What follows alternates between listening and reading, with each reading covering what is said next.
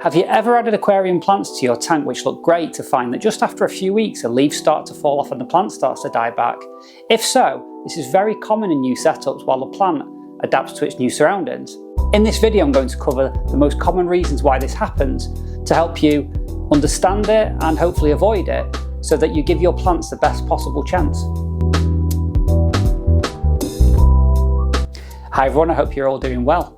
So in this video, I just wanted to go over the most common reasons why aquarium plants, which after you put them in the tank and they look great, why after a few weeks, or even sooner in some cases, why they start to sort of die back and the leaves start to drop off. It's very common, don't panic, happens to everybody. So the first reason why this happens is the plant needs time to adjust, needs time to adapt. So many of you might not know this, but aquarium plants are actually grown in plant farms and they're actually grown immersed, which means they're not grown underwater. And they do this for a variety of reasons. So they do it so that the plant has less chance of having pests, less chance of algae, and also they do it to help the plant grow faster because as the plant is immersed, it has access to CO2 which is in the air, which allows it to grow much faster. The other reason they do it is to make it easier when they're packaging it, because if you think about it, a completely wet plant is going to be much more difficult to package and the chances are it could just fall apart in transportation. So another reason why they do it is to ensure that it looks nice when it gets to the shop that you buy it from. Now, what you need to know about this is that when you take that plant and you put it in your tank, that plant is going to need time to adjust itself and to produce underwater growth or to adapt to being an underwater plant. Now, some people, it depends on, I guess, the setup of your tank, but some people like to have the plants growing out of the tank. And that's the beauty of many aquatic plants, is that they can actually grow underwater and out of the water, even after you've brought them home and they've adapted. But what you need to remember is that while this process of going from the immersed version to the submersed version of the plant, what happens is that to do this, the leaves are going to fall off and it's going to change the leaves into, well, they're going to look different, put it that way. So it doesn't mean the plant is dying, it just means that it's converting itself to underwater growth. But this process can take a few weeks, and during that time you'll notice yellowing leaves falling off. But if you look closely, you'll start to see that new growth is taking its place, and these leaves might be smaller, they might be bigger depending on the plant. So it's important to sort of, again, to not panic and to just understand that these plants have come from farms where the plants are growing out of water and they just need time to adapt. You can trim the dead parts of the leaves off if you want during this process, or you can just leave it for your cleanup crew to tidy up. That's assuming you've got a cleanup crew in your tank at that point. You might not have, so you might want to just siphon that out or just to remove those dead leaves to prevent any sort of spikes. The other thing as well, of course, is that it's important at this stage to not put too many nutrients in the water because the plant might not be ready to absorb those immediately. The second reason, and this is very common as well, is that when those plants go from that plant farm to your local fish shop, most of the time your local fish shop will put them underwater, which means that they are now starting the process of being converted to an underwater plant. Now the problem with that is that your fish shop will have very different water parameters to what you might have, and very different to what they've been grown in. So the pH of the water in the fish shop might be different, the temperature might be different, they might have a different CO2 levels or different CO2 systems in place. They might have a different fertilizing regime.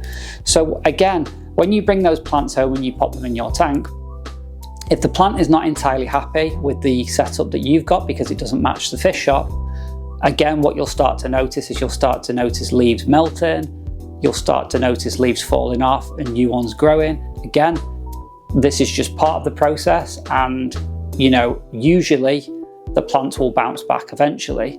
In some situations they don't, in which case you would have to remove the plant from the tank. Now you'll be able to tell this because if you start to notice that the roots of the plant or the stems of the plant are starting to go brown and mushy, chances are that plant's not going to grow back. But if you're noticing green growth on there, then it's a good indication that the plant is not dead, it's just adapting to its new surroundings and its new water parameters. Commonly aquarium plants like lower pHs. They will grow in higher pHs as well, but usually a pH of sort of between 6 and 7 is where plants will grow the best in my experience. The plant that's most common for not liking these changes in water parameters is the Cryptocorynes, or the Cryps. They have a tendency to melt very quickly, and very often you will lose all of the leaves on these plants, but they do grow back.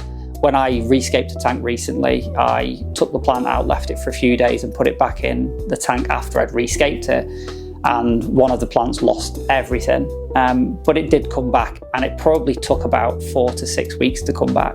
So it will come back, but it's just something to bear in mind. So the third reason is every aquarium plant that you can buy from your local fish shop has different requirements. For example, you have stem plants, which like to be grown in the substrate, and to do that they require nutrients within the substrate. So this could be aquasoils, aquarium substrates that are suitable for plants, or you might just want to use normal sand or gravel and use root tabs in there. That's a possibility as well. You could also use pond soil, and I'm not going to rule it out, but you could also set up a dirted tank using compost and potting soil. There's nothing wrong with that if that's what you like to do. So yeah, if you're using stem plants, and some common ones would be Limnophila sessiflora, Hygrophila polysperma. These are low demand plants that should pretty much grow in any setup. It's important to remember that any nutrients in the aquarium, whether it's in the substrate or whether you add it through the water column, any nutrients in there will deplete over time. So how you set up that substrate layer in the first place will sort of give you an indication of how long that might last. So for example, a good rule of thumb is aquasoils, the ones that are specifically an entire substrate for plants. You may have to replace those after a year, or at least add root tabs to them to boost them. So yeah, so stem plants like to be planted sort of quite deep into the substrate. In addition to that, you also have epiphyte plants, which epiphytes like to be grown on wood and rocks. You can tie them to those items or glue them with a liquid superglue or a superglue gel. Just make sure it's cyanoacrylate so it's safe for aquarium use. And these are quite undemanding plants, is that again they will pretty much grow in anything. Now common ones would be Anubias, Bucephalandras, Java ferns. They should pretty much grow in anything, so long as you've got some water column fertilization. Now, with the thing with epiphyte plants is that they have a rhizome, and then which is almost like a stem, and then underneath that you'll see the little tiny roots coming off. It's important to not bury the actual stem part of the rhizome, because if you bury that in the sand or the gravel, it will rot away. You can place it on the substrate so just the roots go in, and that's absolutely fine, but you don't want to bury that rhizome because you will rot the plant. Following on from that, another type is bulb plants, so that's like your lotuses and things like that.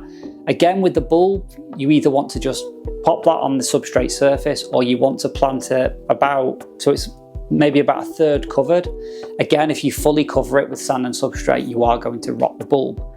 So it's important to remember that every plant has different requirements. There's also rosette plants, such as your Cryptocorynes or Cryps, your Amazon swords, and they are very heavy root feeders. So again, they like to be planted so that the roots are nice and deep in the substrate, but the actual crown of the plant where the leaves start to develop, you don't want to cover that part, because they don't like that. They like to have that free of restrictions and things like that. So again, they're the main sort of ones that you would have in your aquarium. So just need to bear in mind what you buy in. What I would always say when you're choosing plants, if this is your first planted tank, or if you're really struggling to keep aquatic plants alive, when you go and choose your plants, just make sure that the label on them says easy, or it's marked as green. This just generally means that they are very undemanding, so they should pretty much grow in any light situation. They are not overly fussy with fertilizers, so if you just add fertilizers on a weekly basis when you do your water change, that should be fine so long as you've got a moderate stocking level. So yeah, always look at that. If you're looking at plants that are like a medium level or a high level, they're going to require a lot more demanding light. a lot more nutrients, and probably injected CO2 systems. So if you are struggling, make sure you're avoiding plants that are sort of medium or advanced categories. The other thing I would recommend when you're setting up a new planted tank is to only set your lighting period for 6 hours. Now, in my experience, planted tanks, certainly with the easy category plants, do not need more than 6 hours of light per day. You can up this to 8 hours or 10 hours, but you really want to avoid having it on for any longer than 10 hours, I would say. When you do that, you're going to have more algae in your tank, and when that happens, if that algae starts to grow on those plants, it's going to start using the nutrients which you're putting in the tank for your plants. And over time, they can suffocate that and remove those nutrients from your plants, and that's going to make them die back as well. So I always set mine to 6 hours. I set them to 6 hours when I first set them up, and very often after maybe 4 to 6 weeks, I'll have a look at how the plants are growing and developing. If I find that everything is going okay, then I may up it to 8 hours, but it's very rare these days that I do. I tend to just set them to 6 hours. What you have to remember when you're making any adjustments to like fertilizers or lighting requirements, you have to make sure that you allow 1 to 2 weeks after you make even the smallest change before you have a look at your plants and see how that change has impacted them. Any changes you make to your regime does not impact the plants immediately. It does take time to see this. So again, it's just something to bear in mind when you're trying to figure out what's wrong. And the fifth reason, which many people might overlook this actually, and that is maybe there's something in your tank which is eating your plants. So there are many fish out there which will dig plants up. So if you've got stem plants and you've got fish like Oscars maybe, or African cichlids, they're going to dig the plants up, and those roots are not going to have a chance to actually bed in. So what you could do in that scenario is you could try epiphyte plants, and you could try sort of wedging them within wood and rocks. You could glue them, as I said previously, but chances are they may still get eaten or thrown around. So it could just be a simple case of that you've got fish in the tank that like to eat plants.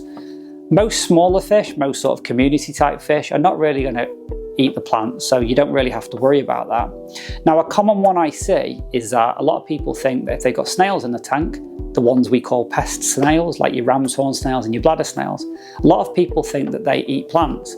Now, they will eat plants, but they'll only eat the dead parts of plants or the unhealthy parts of plants, generally speaking, which will do two things really. Keeps the tank clean and allows new growth to come out from those plants.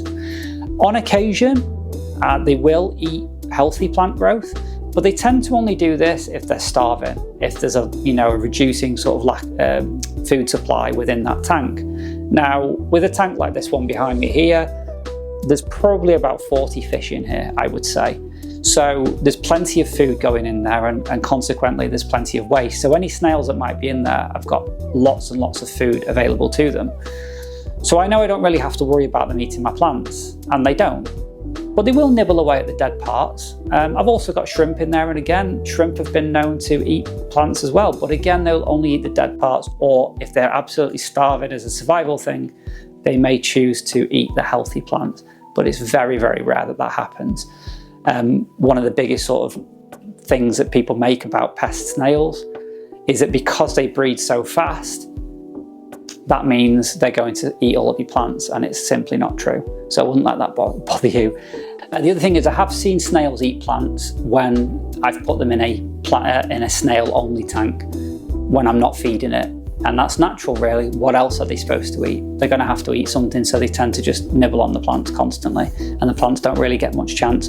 But in a community setting where you've got snails and you've got fish in there and you're feeding it on a daily basis, the chances are those snails are not going to eat your healthy plants. So I hope you found this video useful. Let me know in the comments, have you experienced any of these issues? What did you do to overcome them? Did you overcome them, or did you just stop keeping aquarium plants altogether? My very first tank that I had a 300 litre tank back in 2006. And my very first plant that I bought, and I remember it very well, was a Java fern. And I planted it, which you don't want to do. Java ferns are an epiphyte plant. They do not like to be planted.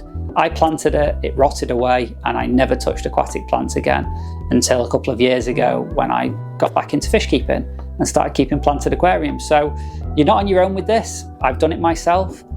But generally speaking, it should be possible for you to be able to grow aquarium plants in any tank that you've got. Like, as I say, even if you've got a tank with more boisterous fish and bigger fish, you may still be able to grow some plants. I've known African cichlids to be okay with plants like Anubias and Bucephalandra. Apparently they don't like the taste of it. And because you wedge it in between the wood and the rocks and things like that, it's hard, well, they won't dig it up basically, so it gives it more of a chance. So anyway, don't forget to like the video, subscribe if you're new. I'm trying to get to 1,000 subscribers. Channel's doing really well. We've had some product reviews and everything from Haiger, and yeah, we'll just keep doing more of those types of videos. But yeah, until next time, thank you for watching, and I'll see you on the next one.